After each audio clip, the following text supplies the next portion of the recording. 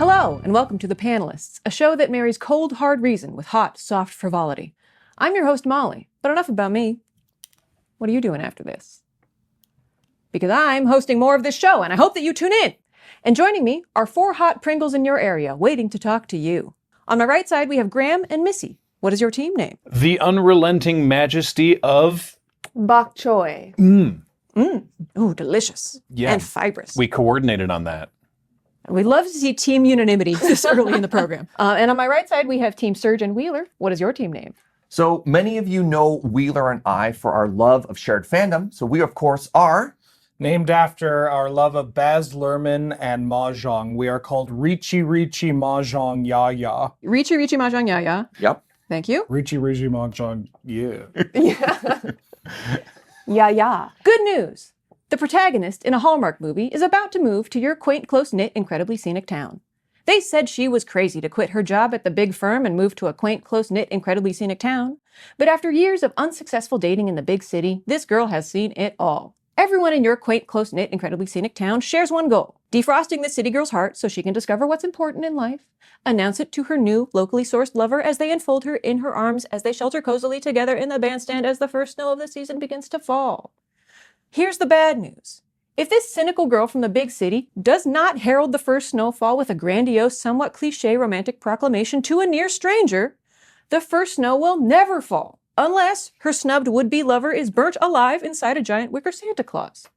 But most everyone in the town agrees this should be a plan B. There are many eligible bachelors in this town, but in Act 1 of this seasonal effective dalliance, this gal from the big city ignores all of them and makes a bit of ice-breaking chit-chat with you. This year, apparently, you are the chosen. So, as they taught you in health class at quaint, close-knit, incredibly scenic high school, now is your time to repeatedly encounter this burnt-out city gal at seemingly random, surprisingly often, increasingly darling locales around the town, while casually but dutifully engaged in your line of work, whatever that is. So, choose your smoocher. 1. The other veterinarian, but for exotic pets like guinea pigs, snakes, birds, that kind of stuff. 2. The manager at the TCG shop. 3. The guy with the truck who delivers and takes away the porta potties. 4. The guy in the bucket truck who services the phone lines and maybe trims trees. These are usually not the same guy, but this town is small. So we're deciding... Which job you can do most sexily. So, okay. We are taking on the persona of job to smooch the person and not get sacrificed. This is the job you have in the town. And yeah, you've been chosen by this Hallmark protagonist to seduce her before Christmas. Can I just get out of the way right now that despite what the audience is thinking, there's no way in hell we're going to be the TCG shop people? No, don't want... I would not want Because to you can't do that job sexily? No, I respect women too much to put anybody through that. There's just no way. You can get better hoppies, right? It's a small town. You can get a better man. I think we have to be bucket truck guy. No, I wanted bucket truck guy. Of course, because climbing that ladder, he's got very tight buns, and he's saving the world at every opportunity, right? But in small ways, like when the cat gets stuck in the tree and he's got to drive over there. Oh, you got to call bucket truck guy. You got to call bucket truck guy. 2 questions. Yes. 1, in this town, is everyone a human before they are their position, or are they are they the position? If we are an exotic pet owner, are we first and foremost an exotic pet owner or pet dealer? The dealer's a different guy. You're the veterinarian. We're the vets? Yeah, we Potentially. heal animals. We have magic hands, the magic touch. Okay, so we are a vet. You took the quaint, close-knit, incredibly scenic aptitude test and got placed as the vet. Again? Okay. I do think you're onto something there because of the, if we don't get a declaration of love, we're burned alive inside of a wicker Santa. Oh, that happens to us. Yeah. Oh. Yeah. So I think that if you don't fulfill your role properly, if you do not fulfill exotic vet efficiently, you're going to be sacrificed. Obviously, there's a dark cult underneath this idyllic town. It's like an isekai where you're born with a class. So we have a character sheet, we have our stats, and at the top, our role is exotic animal veterinarian. So that's just, so my life is it's written in the stars, but not in the sexy way? It could be the sexy way. That's your job to make it the sexy way. Yeah. Okay. I think it's the sexy way, right? Since we have been a toddler, no bucket has been left untrucked.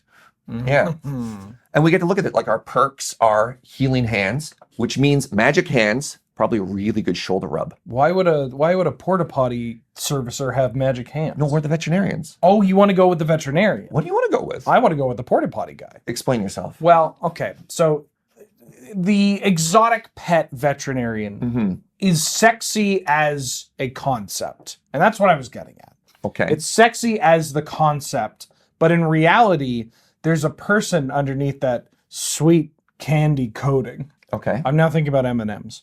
But Cooking, all right. but like a porta potty operator, especially in a small town, right? We're making some bank, I assume. It's a job that is safe. Sure. It's secure. Hygiene is very important to us. Yeah. She knows we shower, dude.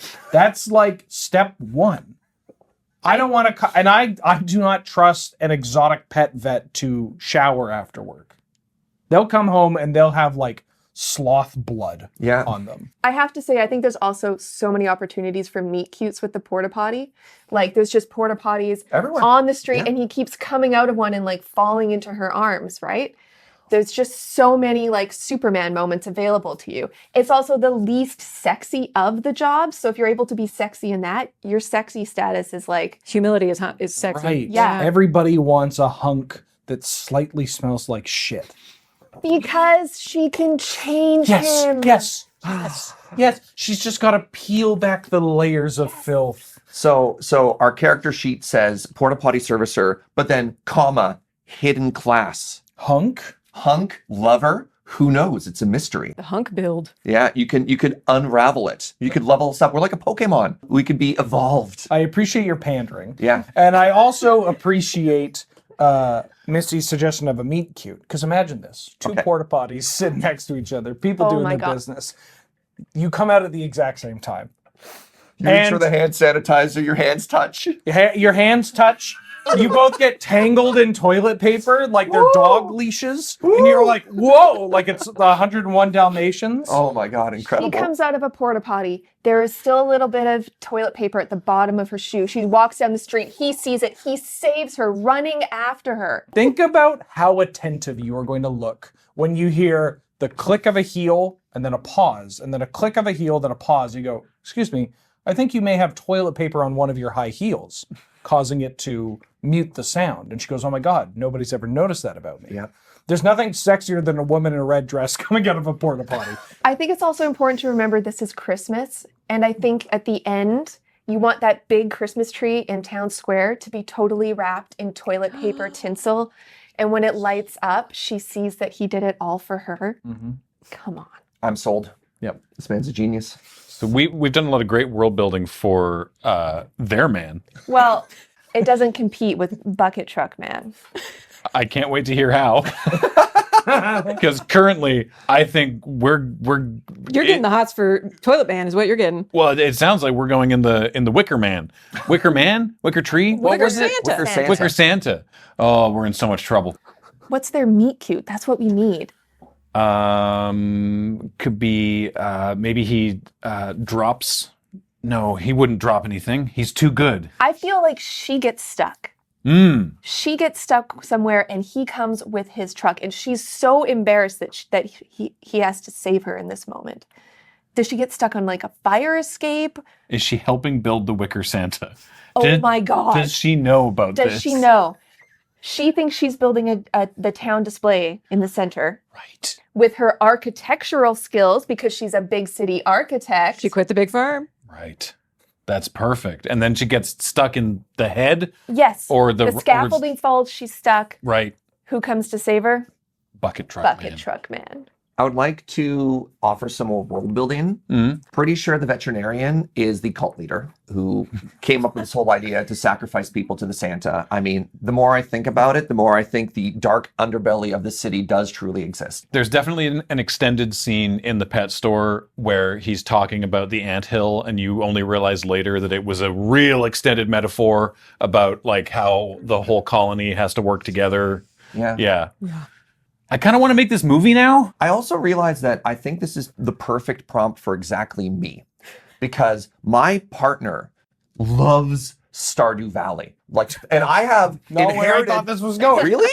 Oh my God! I have second person inherited thousands of hours of knowledge of this genre. So we'll have a spreadsheet of everyone's schedule, everyone's perfect gift. I am building this world in my mind, one column at a time. It's hard to see red flags and green flags when everything's dressed like Christmas, right? In my head, as you were explaining this, Yeah. I was a little hesitant. I thought to myself, Serge loves into spreadsheet. And then I realized that's a great name for the film. I think we got to name our movie here. What would it be like Ladder to Christmas or Love on a Ladder? They're trying to name it after their character. We need to take this back. Talk about humility, humble beginnings. The sexiest shit man in town. Lift you up. Love will lift you up. Love will lift you up. Love stinks. Oh! She probably has a tragic backstory of love breaking her heart before. So it's not only about her recovering from heartbreak, but her finding love in unusual Right, places. she's been with these clean-shaven, cheap cologne-smelling, suit-wearing men. Yep. And now she's going to get snuggled in some Carhartts, if you know what I mean. Our guy also wears Carhartts. It's Yeah. yeah. It's a small town. They all shop at the same They all go store. to the same card It's store. just a Mark's Work warehouse is the only place to find clothing. Yeah. It's very practical. So I think what we've concluded is the giant wicker Santa Claus is ready. Okay, cool. And in further good news. The animal welfare movement has expanded the labor protections of horses. Yay. As a result, we at Medieval Times Dinner and Tournament are not allowed to have horses in the show anymore. Oh, well. But this is not the end for us at Medieval Times Dinner and Tournament GmbH. All the locations may stay open, and the audience doesn't come to see King Arthur anyway. So the kids over in marketing worked up some new show titles that use the same letters as Medieval Times Dinner and Tournament, so that we can just rearrange the letters on the signs and continue business ASAP. Your brief is to design a dinner theater experience that involves the general arena-style layout, live animals smaller than a horse, and a themed meal to be eaten either with your hands or something comparably budget-friendly. The show must also justify dividing the audience into color-coded factions and inviting them to scream. You gotta give the people what they want. So to review, family-friendly, hot meal, live actors, live animals. Let me get the kids in marketing work these up. Oh my God. Oh my goodness. Are these all anagrams of medieval times? I should hope so. Am I having a stroke? Can I make a pitch for the one named Advil and Unmemorized Entertainment? Yeah, I like it. It says it's an improv comedy show sponsored by Advil. What I'm imagining is this is a place for the overstimulated millennial market, where you go to the restaurant, you get your meal, you get your Advil, and you get something else that makes the whole evening just feel kind of fluid, and you don't have to think about anything else that might be going on outside this building.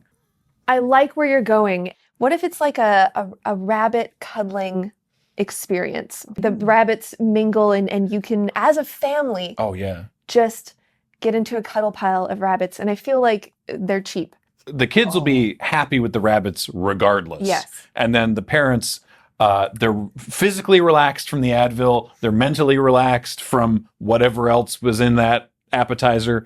And they're just zoning out, petting a rabbit. That sounds great. I like it. I would go. Yeah. What kind of Advil are you taking? Advil and Oh. unspecified other thing. I see. Now it says improv comedy show, and we've built this very like gentle environment. So I want to think that it's a very like kid friendly experience, like a hey kids, where would you think this rabbit would be? And that they build like worlds and do a lot of scene painting. Like if the Wiggles had had too much sleep medication. Exactly. May I ask you a quick question? Yeah. How are you dividing your audience in two? Where's the conflict? Where's Yeah. the drama? Oh, I don't know that there's a lot of drama, except hoping that it wears off before you have to drive home.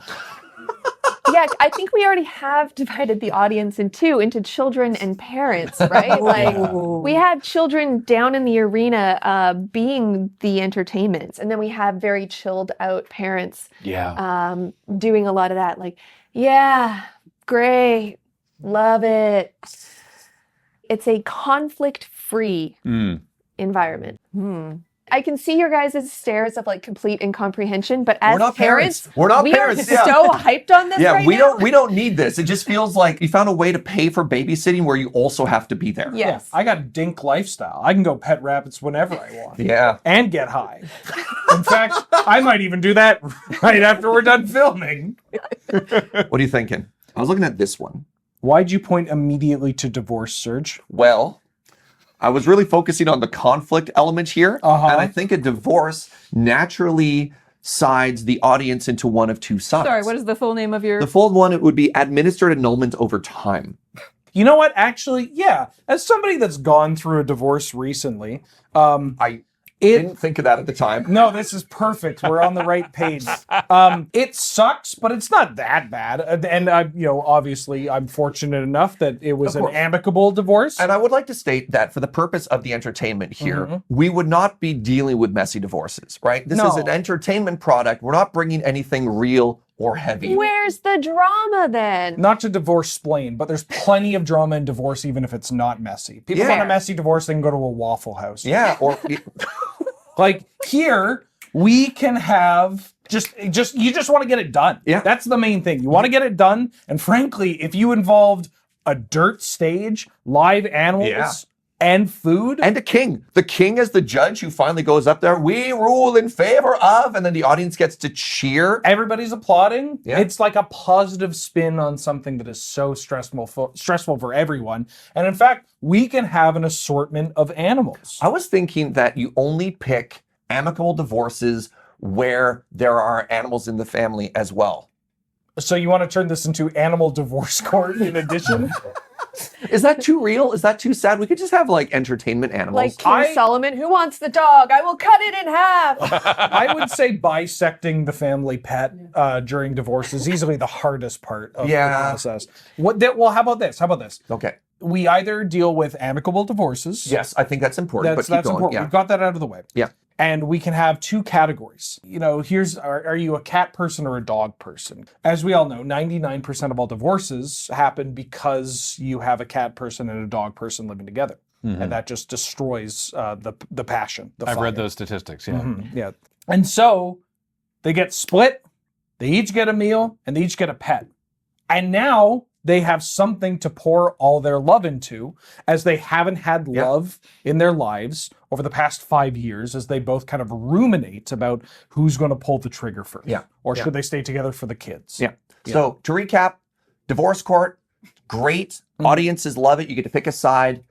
Everyone wins. Outside of this, I would go to medieval times if it were also a divorce court. That would rule. Just seeing, like, here's my champion. Yeah. And there's their champion. Yeah, and you get to pick a side of the audience. You're like, let's Exactly. go. And it's like, yeah, your champion won. You get to keep the collection of records. I'm wondering, like, can the different sides, can I hold up like a sign with their face maybe? Like Absolutely. if I'm on the right Yeah, side? yeah. I They'll just come love in. the idea of getting to wave. They'll be color coordinated as well, right? Like you'll show up, you'll be wearing a ceremonial robe and garment or whatever, of the divorce. And of course, we have the perfect tool to reset the stage or the mood if we need to. If people get too rambunctious, we will bring out a small child who is holding a stuffed animal that goes into the middle of the arena and looks up at the audience and goes, "You're not doing this because of me, are you?" And then everybody just goes, no, it's not you, it's not you. There you go. Yeah. And then, it's a nice reset. That also just allows for changeover if we need to bring out a new judge. You can also kind of have like the rodeo clowns kind of idea of like bringing out like a polycule or something and having like a really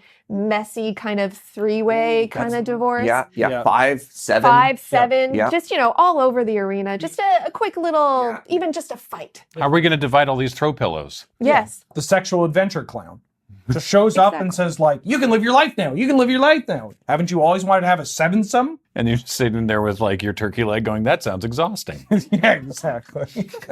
How do they manage all these people? I could barely manage one. Next up on divorce court. No. I don't know if I want to deal with all that, but I'm glad somebody might. It's fun to watch. Yeah. Well, the conflict in medieval times divorce court seems obvious. How do you introduce conflict perhaps into the improv show, into Ativan Children's Time?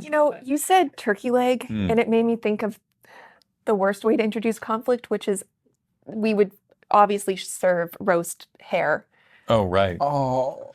So Right, that when people they- would have the like constant existential question of like, this is wonderful and this is wonderful, and I'm doing both at the same time, Right. right? When they Like retire. Oh, the- sorry. I have. Pain. Look at the pain we have induced. I love it. Turn the conflict inward. Yeah. When they retire from entertainment, Yeah. then they become dinner. Yeah, sometimes a rabbit gets pet too much and has to go to the big oven in the sky. Missy, are you familiar with 4-H at all? Not a lot. I'm a very It's urban pronounced. person. So in the prairies, there's this program. Yes, where that they teach teaches you how kids- to brush a horse. No, they teach you to raise a cow and love a cow. And the final step is you have to slaughter the cow I feel like we're going back to the Wicker Santa situation. where- Why would you slaughter a cow? because that's where meat comes from. That's where meat comes from? This is going to mess up a lot of city kids. Oh, I thought you were gonna say like maybe like the final finale is getting a kid to come out at the end of the night and kill a rabbit. Sorry, not to make this about myself here, but this is about divorce and killing rabbits. Did I do something to you? We've only just met. How about rabbits are great, Uh-huh. but they're real tricky to kill. Why do you know this? Speaking No, they're from not. experience? I just don't want to harm the bunnies. I had figured, maybe, I don't know, the improv actors could be dressed as rabbits or something and you could introduce conflict in the skit, but I mean, go off, girl. Don't let me stop you from slaughtering animals. Thank you. I'm just asking as a personal favor. Please make it not a rabbit. Or a goose. No rabbits and no goose. So wait, the turkey leg is okay. Oh, yeah. But the rabbit on rabbit is inappropriate. They're mean. Fowls in their name. I think what we have concluded is we have an industrial plan to traumatize children by the busload. So hopefully that's lucrative for Medieval Times Dinner and Tournament GmbH. May it rest in peace. I would like to thank Serge and Wheeler and Missy and Graham for talking. I would like to thank you for liking, commenting, and subscribing, and supporting on Patreon. This has been The Panelists.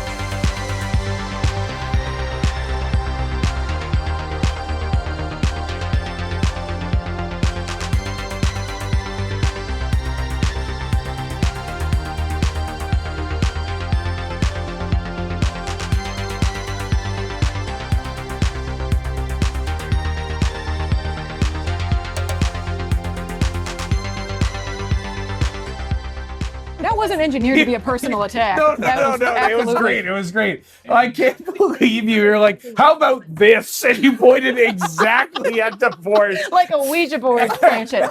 Yeah. I'm like, well, I just went through one. Yeah, why not? When now's the best time to go through another.